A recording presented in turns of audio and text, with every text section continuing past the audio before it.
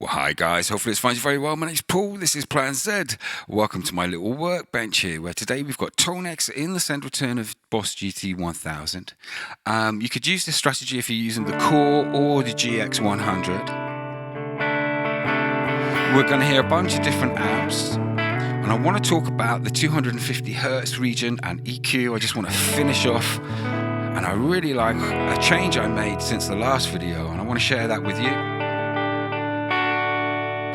So I've got a little piece of paper here where I'm going to talk you through some settings and how this is going to work. So here we go. We've got a few patches here. Let's try Bassman.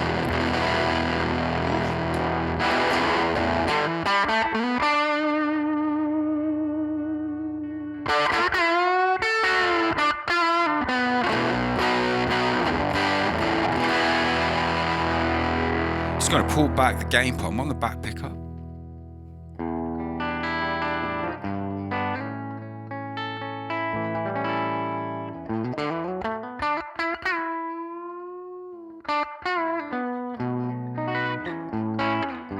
Yeah, it cleans up real nice.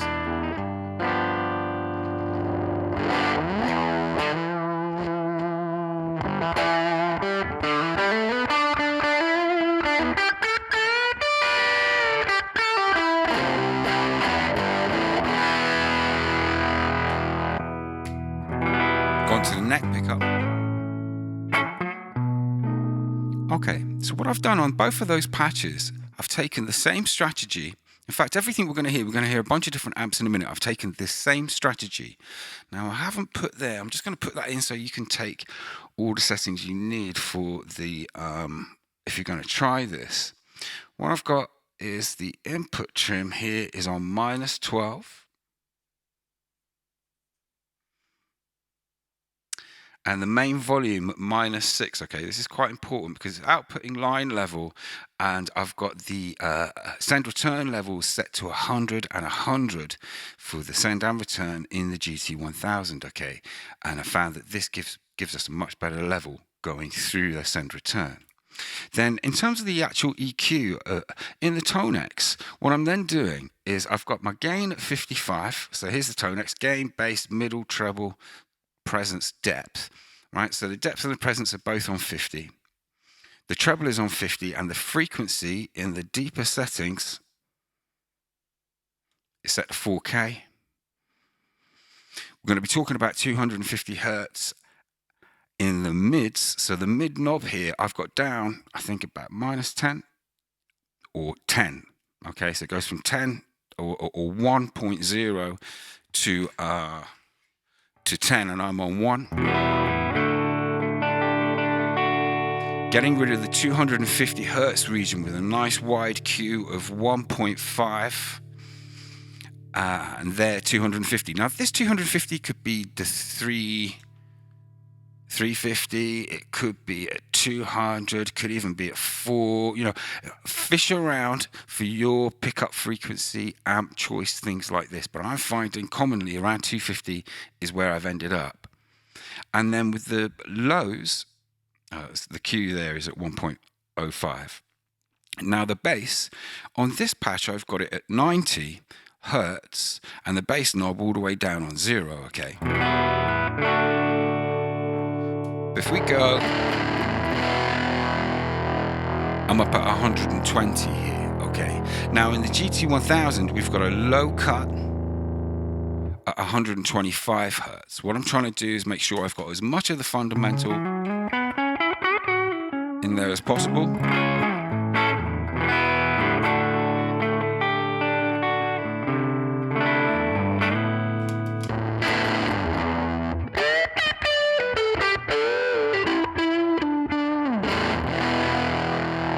Nice. So this then obviously all goes into the GT1000, where we've got 2 EQ blocks and then a stereo compressor. Sorry for the mess here. I was just jotting down the notes. So the 2 blocks, they're parametric EQs, block 1, block 2. The first page, you leave everything flat. You've got a low shelf, high shelf, and then level. Keep that all at 0. And then we're going at 500 hertz, remembering we've taken out 250 hertz here. And before I was using a 30 EQ block to do that. So here we've gone 500 QS16, so this is now a notch filter rather than a wide scoop that we did here using a Q of 1. Here we're at QS16 minus 6. At 2.15, QS16 minus 3, when I'm pushing in the next block 1K. But let's come back to this in a minute. The low cut goes in this first block. It's quite important you put the low cut in the first block and the high cut in the second block. It does choke the signal if you put this into the first one. So then the second block, we're all zeros again. We take out 4K on a QS16, so this is different to the last video. I felt it just took too much out there, so I'm going back to my previous strategy, preferring it. QS16, here minus 5, but when I take out, when I push 2K, I bring this down to minus 6, okay? The next frequency in this block is the frequency you're using to boost. Now, remember, the strategy is we subtract things we don't want here and here, and then we add what we do want. So in each patch, I'm pushing different frequencies, okay? So some patches 1K, on a Q of 1 always, by 2 dB to start out with. Now, at 1K, 1.2 and 1.6K, when we make the push, we can keep our 4K here on minus 5. But over here at 2.5K, just note we take 1 dB more the closer we get to 2.5K with our boost here. When we get to 2K at the bottom, 2K Q of 1 plus 2, we want to bring out a bit more of this 4K, just 1 dB, and we're at minus 6 eventually on the 2.5, okay? So that's the settings there. At the end of the chain, there is a compressor. It's a stereo compressor, sustain 40, attack 100, so this is very slow attack. The level at 50, no tone, but we could adjust the tone here. 1.6 to 1 ratio and 0 on the dry mix. So there, if you didn't take a screenshot already, take a screenshot. There are the settings. Now, let's get amongst some amps. So that's the strategy. We've got a couple of different amps here. Another Dumble.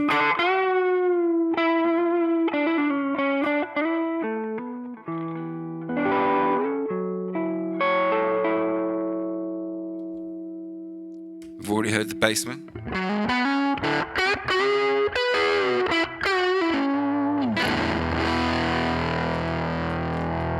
We've got another Dumble.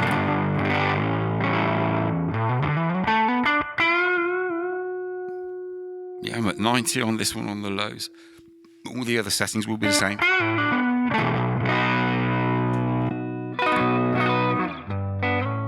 This Maz is lovely, isn't it?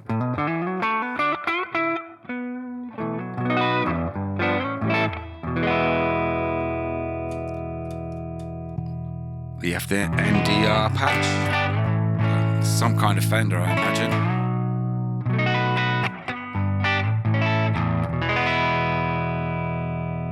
Bass at 90. In here,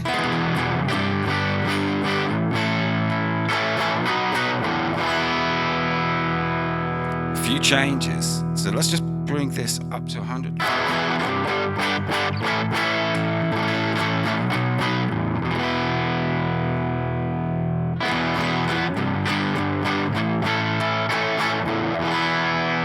I'm going to put that on 100.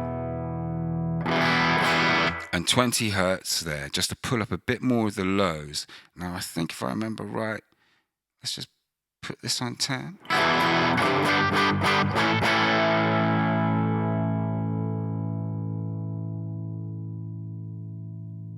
Yeah, we're at 250, so I'm just going to do that. And then I'm going to copy that patch, call it A. Save it here, and I'm going to gun the gain. When I do that, I'm just going to come down here, just adjust this volume.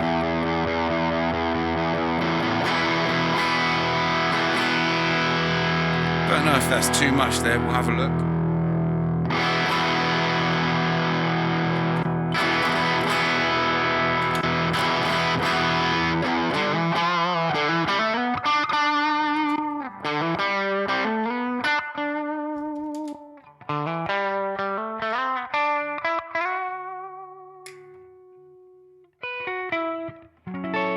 Yeah, nice. Let's try a Marshall.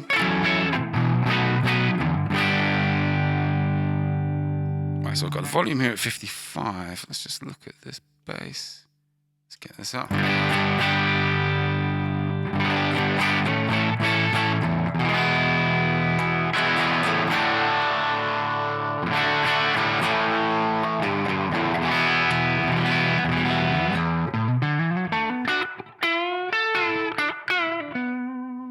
Yeah, okay, nice. I like that.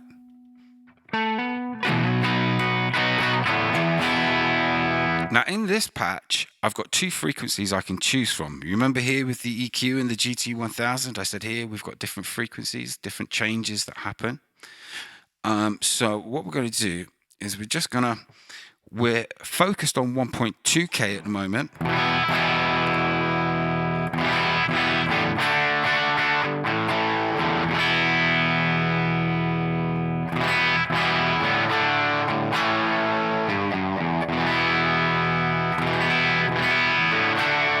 Very subtle difference, just giving me a bit more bite. Let's have a look at this low here. Let's bring this up. Yeah, okay, so I'm going to...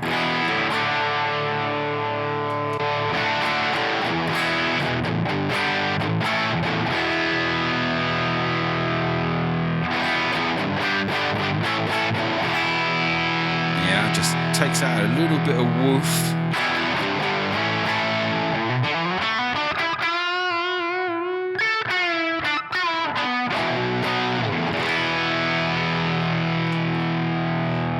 Before we go any further, what we might do is just before I head out of Dodge, I can't see the time on the screen. What we're going to do is we're going to just test something out. I've started setting up some MIDI patches, and I want to talk you through how to do that and finish off dialing in my first tune. When I press this button here, it's going to change the amp to the Supro.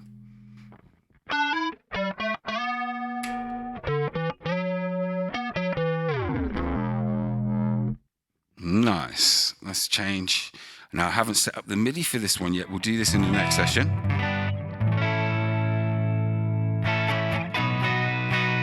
The volume of the patch is lower when we land on it. Let's turn that up. When I press this button, it should take me straight to a Marshall with a tube screamer on, and the patch level has been dropped. I'm just going to increase that.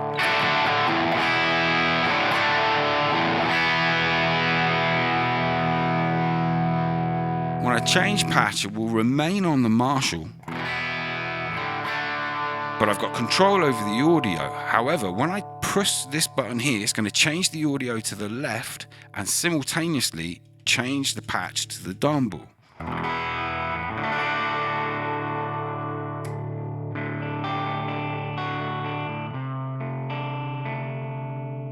Okay, I'm going to stay there for a little minute.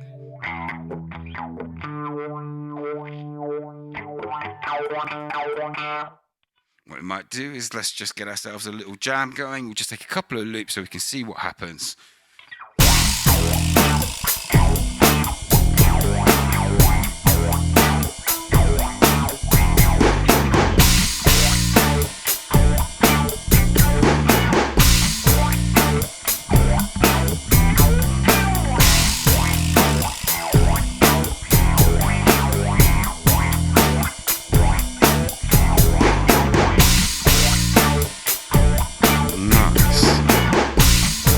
Change patch.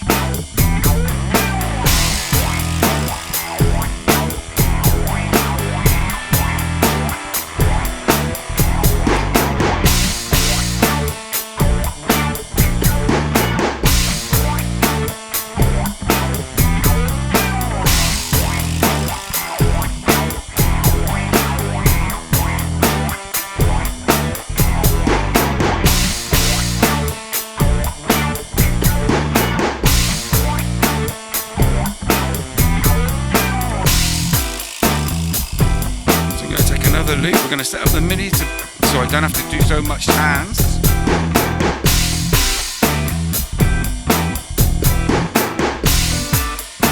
Take the loop on the next round.